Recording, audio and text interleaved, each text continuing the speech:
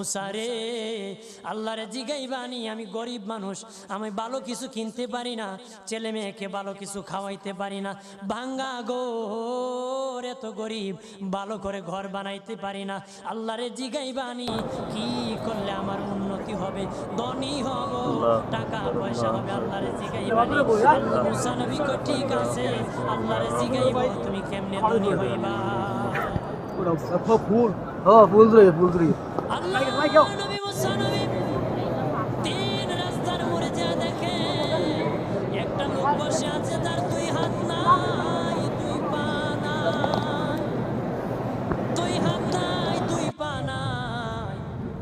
ওই লোক ডাক দিয়া কয়, মুসা রে, জীবনে কোনোদিন নিজে হাঁটতে পারি নাই, নিজ হাতে খেতে পারি নাই, কেউ খাওয়াইলে খাই, নতুবা উপবাস থাকি, বৃষ্টি আসলে ভিজি, সেখানে আমি আবার